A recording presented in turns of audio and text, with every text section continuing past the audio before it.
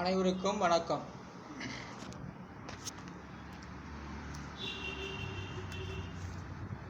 தமிழ் எண்ணியது ஜோதிடம் சொல்லப்படுகிறது. வார்த்தை அடிப்படையில் நெடுங்கடை 5 எழுத்து 2 7 8 1 1 இதெல்லாம் கூட்டினாக்கா 19. அதனுடைய விதி என்கிறது 1. நெடுங்கடைங்கிறது வார்த்தையே இல்லை. நம்ம பேசக்கூடிய வார்த்தையும் தான் அந்த மாதிரி ஒரு வார்த்தை இல்லை. ஆனால் அது இலக்கண சொல் இலக்கிய சொல்லாக மாறுகிறது. ஆனால் நெடுங்கடை அப்படின்னா நீண்ட மூங்கில் என்று அர்த்தம். நீண்ட மூங்கில், நெடுங்கடை நீண்ட மூங்கில் என்ற பொருளாகிறது. அடுத்தது கண்ணுக்கு 2 எழுத்து தான். நமக்கு இருக்கிறது கண்ணு தான். அந்த கண் என்பது அது ஒரு பொருளாகிறது. கண் என்பது மூங்கில் கணு என்று சொல்லப்படுகிறது. கண்ணுக்கு 1 3 அது விதி என்கிறது 4. ஏற்கனவே 4வது விதி எண்கள் சொல்லப்பட்டுள்ளேன். கண் 4வது விதி எண். நமக்கு 2 கண், சூரியன் சந்திரன் 2 கண் அப்படின்னு சொல்லியிருக்கேன். இந்த கண் என்பது மூங்கில் கணு. கண் என்ற கண்ணுடைய பொருள் மூங்கில் கணு. இடை 2 எழுத்து 2 9. இடைக்கு 2 9 கூட்டினாக்கா 14. விதி என்கிறது 2. இடை என்ற இடைவெளியை குறிக்கிறது. இடையோட பொருள் இடைவெளியை குறிக்கிறது. ஆகவே இப்போ கோல் என்றால் கோளுடைய என்கிறம் 6 1 இதெல்லாம் கூட்டாக்க 7.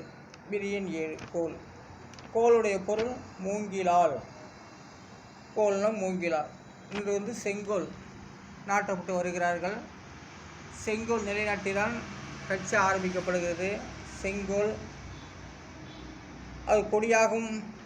ஒரு கொடியேற்றி பிறகு நல்ல ஒரு நிலைக்கு வந்த பிறகு செங்கோல் கொடுப்பார்கள். ஆனால் செங்கோல் என்பது சாதாரண இல்லை. இது கோல்னு சொல்கிறேன். கோல் என்றால் மூங்கிலால் ஆனது கோல். நம்ம கூட திருமணத்தில் ஒரு செங்கோல் நடுறோம்.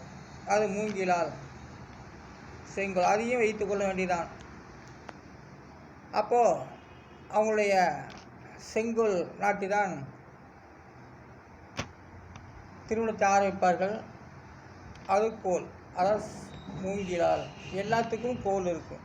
முகூர்த்தத்துக்கு, திருமணத்துக்கும் கோல் இருக்குது, அரசியலுக்கும் கோல் இருக்குது, வாழ்க்கைக்கும் கோல் இருக்குது. அந்த கோல் தான் மூங்கிலால் ஆனது அப்படின்னு சொல்லலாம். கோல் 7வது விதி எண்ணை காட்டுகிறது. தகுடு 3 எழுத்து. தகுடு அந்த 3 எழுத்துக்கு என்கிறதும் 7 1 7 இதெல்லாம் கூட்டாக்க 15. அதோடைய விதி என்கிற 6. தகுட்டுடைய விதியின் 6. தகுடு அப்படின்னா நிறையா இருக்குது. மந்திரம் எழுது தகுடும் இருக்குது, நாகத்தகுடு இருக்குது. ஆனால் தகுட்டில் எத்தனையோ வகை இருக்குது. தங்கத்தகுடு இருக்குது, செப்புத்தடு இருக்குது. நாகத்தடுனா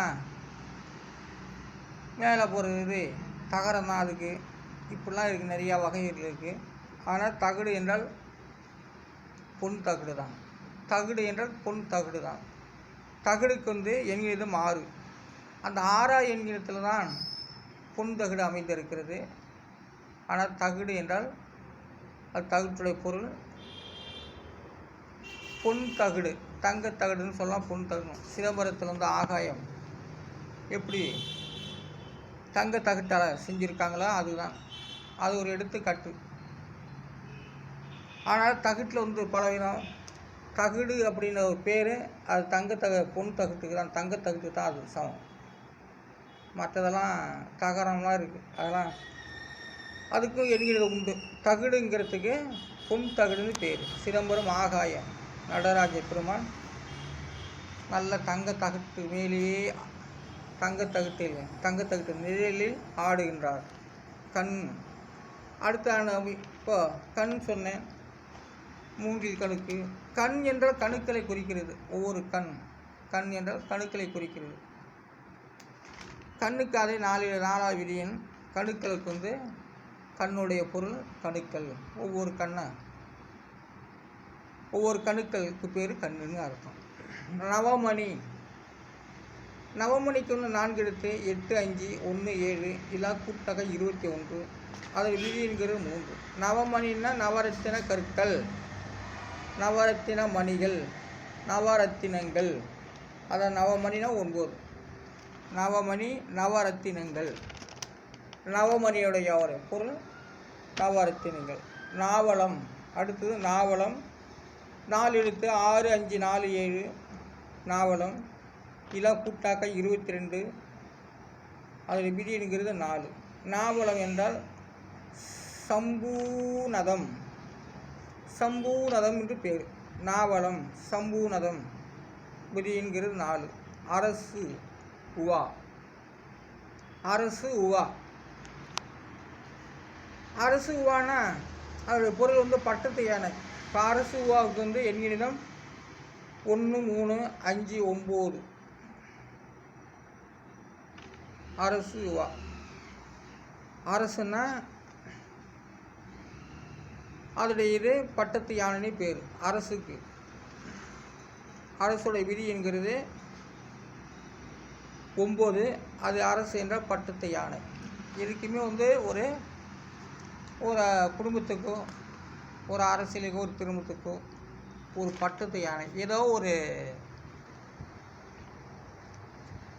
பாண்டதாக இருக்கக்கூடிய ஒரு அளவுக்கு ஒரு சிம்மாசனத்துக்கு சிங்கத்தை வைக்கிறோம், தாயும் புளியை வைக்கிறோம்.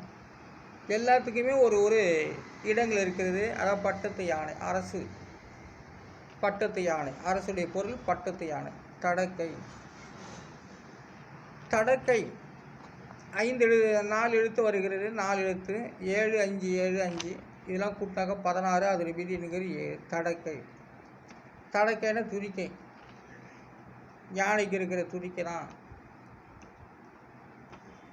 ஆனால் தடக்கை என்றால் துதிக்கை குறிக்கிறது. தடக்கை அதோடைய பொருள் வந்து துதிக்கை. அப்போ தடக்கையுடைய விதியின் 7. நான் துதிக்கைக்குன்னா ஏற்கனவே நான் சொல்லி உள்ளேன். அடுத்தது வந்து பரசினர்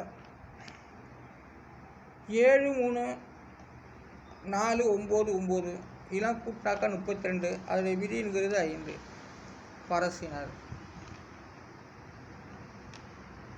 துதித்தனர். பரசினர்னா துதித்தனர், பேசினார், சொல்லப்பட்டார் அப்படிங்கிற வார்த்தை தான். அதாவது பரசினர் துதித்தனர் என்று அர்த்தமாகிற பரசினர் 5ஆம் இடத்தில் வருகிறது. பரசினர் 5வது விதி எண்ணை குறிக்கிறது. பரசினருடைய பொருள் துதித்தனர். அரைசு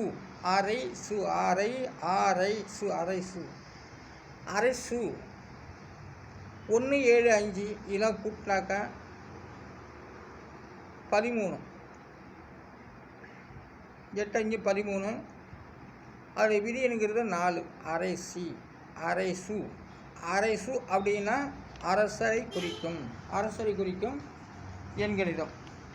அரைசு அப்படின்னா அரசர் குறிக்கிறது.